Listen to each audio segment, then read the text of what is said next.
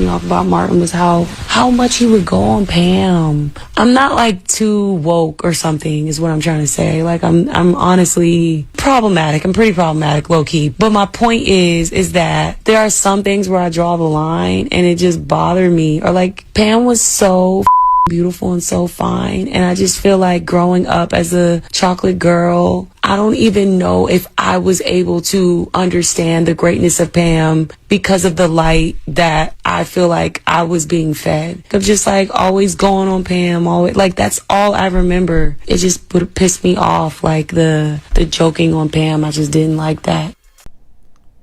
Man, get the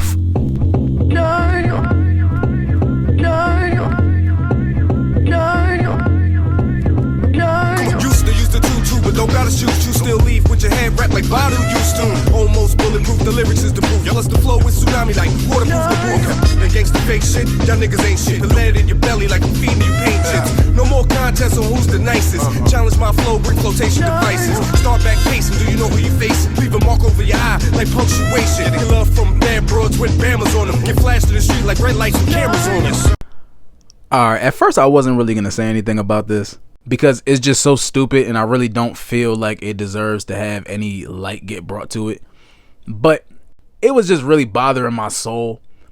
As somebody who grew up as a fan of both the Fresh Prince of Bel-Air and Martin, it really pissed me off to hear Ari Lennox really try to victimize herself and kind of try to force Tashina Arnold's character Pam to also be a victim. If you don't know, Ari Lennox, I think she's an artist. I'm not really familiar with her like that, but she came out and she said that growing up watching Martin as a young black girl, she always felt bad for Pam. She always felt like the hilarious roast sessions where Martin would kind of bully Pam, the way that he used to talk about her, the way that he used to go in on her, and you know, stuff like that. The first thing that pops in my head is victim mentality. Victim mentality. Listen, I feel like we're really getting to a point where, and not to make this all black women, because I know all black women don't feel like the same way that Ari Lennox feels, but there are certain black women who really use their skin color as a knife. You know what I mean? As a weapon.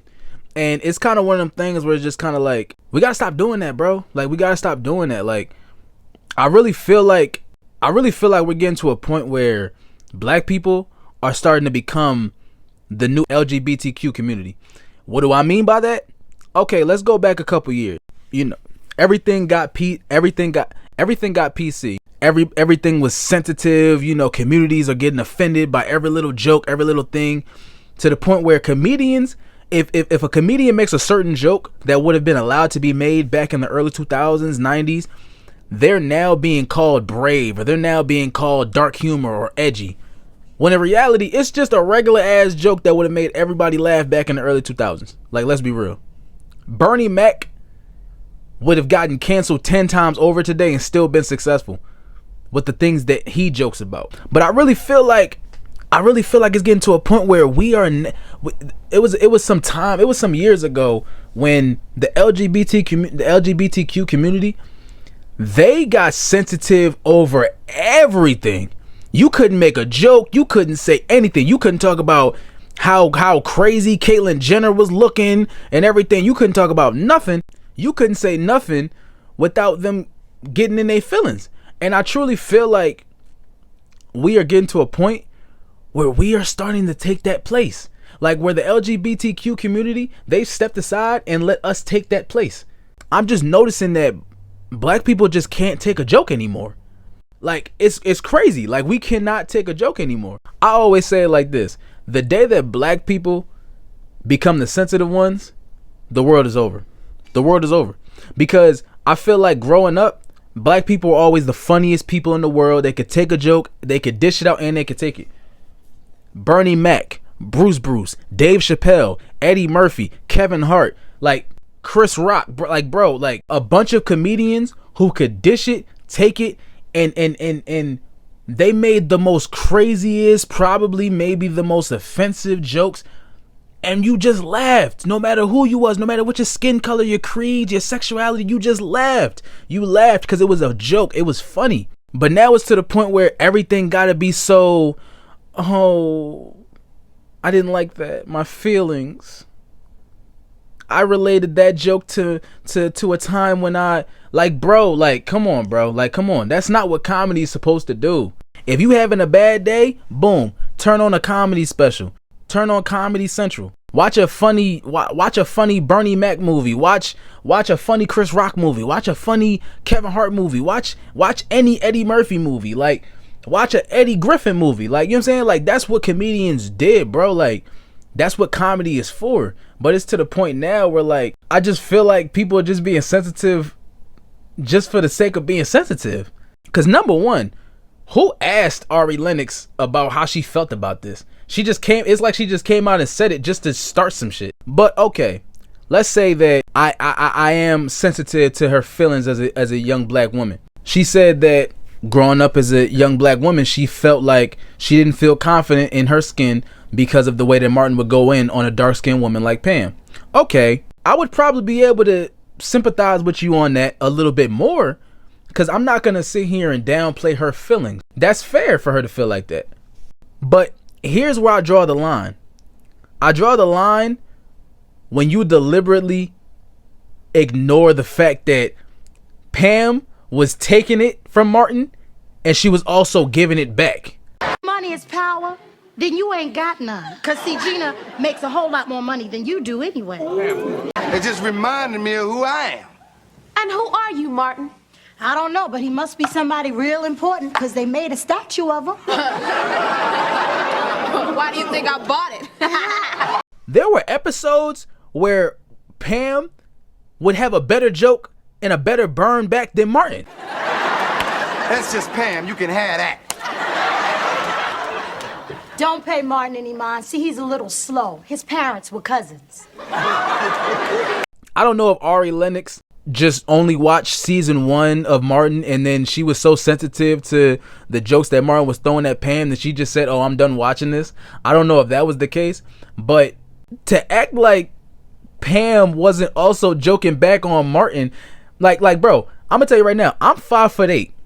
That's like, imagine me coming out and saying, oh, growing up, I didn't like the way that Pam went in on Martin for his height. You know what I'm saying? I didn't feel confident in my height going to school as a young, short black man. I did. Like, bro, are you kidding me? Do you know what people would say about me if I said that? Like, come on. To deliberately act like Pam wasn't going just as hard in on Martin as much as he was in on her is crazy. It's nuts. It's victim mentality, bro. It's victim mentality. That's all it is. It's victim mentality. Because I don't understand how there's no way you watch the whole show of Martin and say that you didn't like the way that Martin went in on her, but you don't bring up the fact that she went in on him as well, bro. Like, that's just what the relationship was. To Martin, Pam was that every guy has that girl that they fuck with so heavy that they are willing to deal with her annoying ass friend that they cannot stand, to the point where they enjoy having her around now so that they can get their jokes off. We've all been in that situation, to the point where y'all joke on each other so much that y'all actually start to fuck with each other.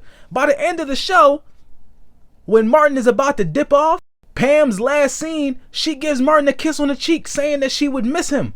They grew a real brother-sister type relationship throughout the show.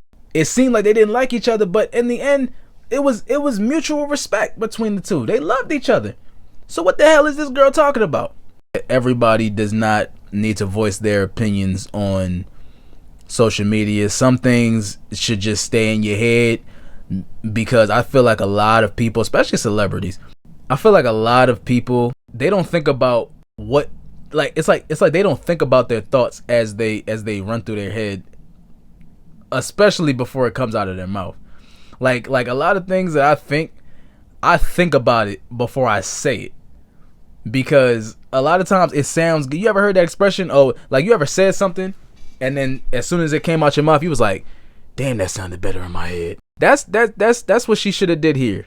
Because if I'm being real, I wasn't really familiar with Ari Lennox like that before this, and I don't care to check her out now after this. No disrespect, but this was some dumb shit. Like, I hope she wasn't expecting people to rally behind. I hope she wasn't expecting a bunch of black women to rally behind her and say, oh yeah, I felt the same way. No. We enjoyed the jokes. We enjoyed seeing Martin go in on Pam for being brolic and strong looking.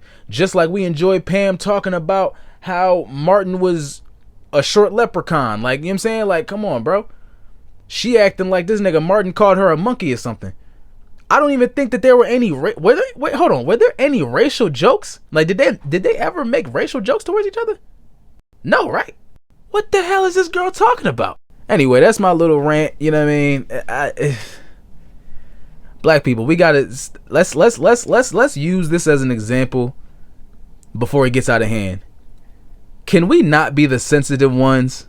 Because I'm gonna tell you right now, Bernie Mac is watching this from the heavens and turning over in his grave. This is ridiculous. Let's do better. Please. Stay positive. We kidding? Shut it up! You are such a big baby. Would you get off the breast already? Your bottles are in the fridge. Gina, let's go. A real man wouldn't need any help, Martin. Well, every man's not built like you, Pam. Come on. Hey. Aren't any good men around, and you and your friends keep proving me right. You know what? Prove my razor works and go shave your back. Do that. I will, Martin. Because from what Gina tells me, you've been shooting blanks.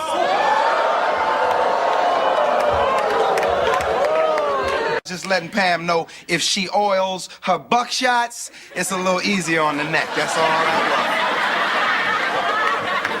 And I was letting Martin know I was getting ready to drop kick him. Oh, okay, that sounds about right. want. Now look, I'm serious about the buckshots. And I'm serious about the drop kick. Okay, all right. Well, I'm saying, you know.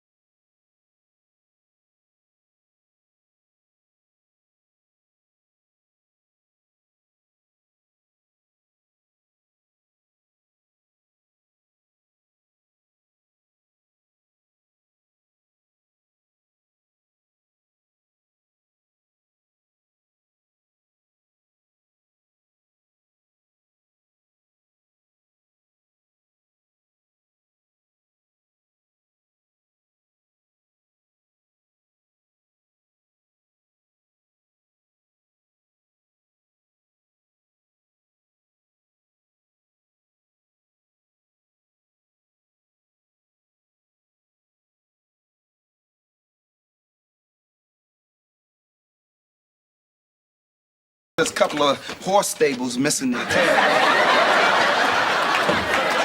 Well, Pam, I got a problem with your breath smelling like train smoke. I suggest you handle that. BDB, get your saddle. We heading out west. Pam, you ain't got to worry. I mean, Cousin Sonny knows swap meet jewelry when he sees it. Okay? For real? Yeah, baby. Need you to do what you do. What? Run men away.